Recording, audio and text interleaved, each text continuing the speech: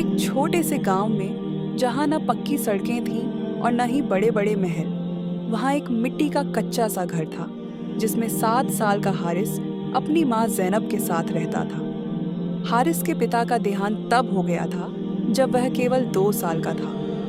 माँ ही उसका सब कुछ थी, उसका साया, उसकी दुआएं, उसकी सुरक्षा और उसकी सबसे बड़ी दोस्त। ज़ैनब गांव के घरों में जाकर बर्तन धोती, कपड़े साफ करती और रात को सिलाई करके थोड़ा बहुत कमाती ताकि उसका बेटा भूखा न सोए। हारिस रोज स्कूल जाता, फटे पुराने जूतों और कपड़ों में, लेकिन उसके माथे पर रोशनी और आंखों में अदब होता। वह हर किसी से इज्जत से बात करता और हर काम में माँ की मदद करता। शाम को जैसे ही अजान होती, वह तुरंत वुजू करता और मस्जिद जाकर पहली सफ में खड़ा हो जाता।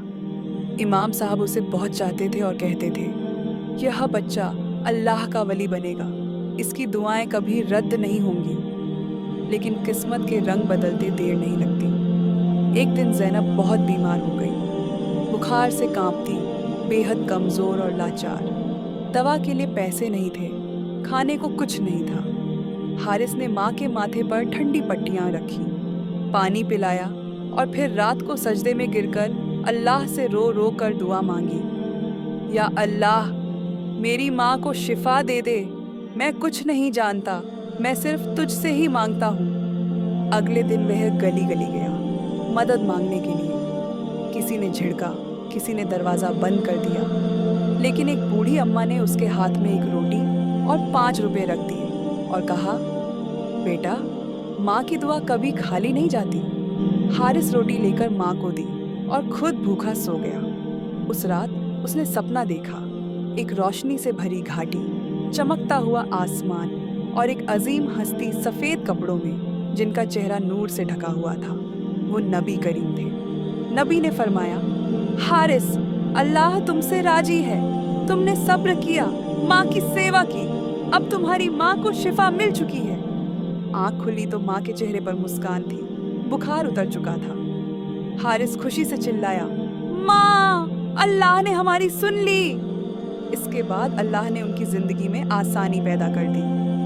मस्जिद के इमाम साहब ने एक संस्था से मदद करवाई, स्कूल की फीस माफ हो गई और एक नेक दिल इंसान ने ज़ैनब को नई सिलाई मशीन दे दी। हारिस दिन में पढ़ता, शाम को कुरान हिफ्ज करता और रात को माँ के पांव दबाता।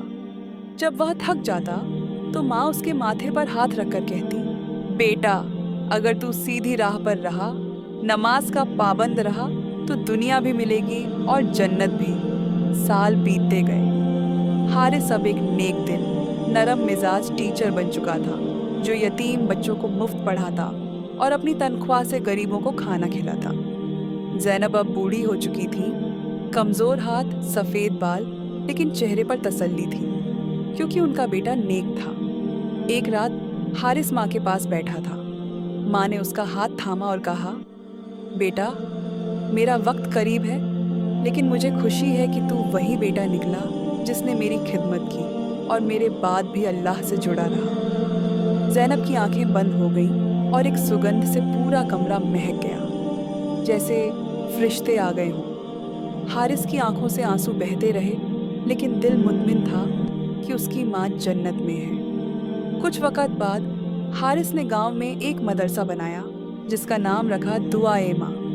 वह बच्चों को सिखाता था, नमाज कभी मत छोड़ो, माँ को कभी दुख मत दो और अल्लाह पर हमेशा यकीन रखो, क्योंकि एक यतीम बच्चा, एक बीमार माँ, एक टूटा हुआ झोंपड़ा और एक सच्ची दुआ दुनिया को बदल सकती है। जब कोई बच्चा पूछता, उस्ताद जी, आपको सब कुछ कैसे मिला, तो हारिस बस मुस्कुरा कर कहता, मुझे माँ की दुआ मिली थी और माँ की दुआ जन्नत की कुंजी होती है।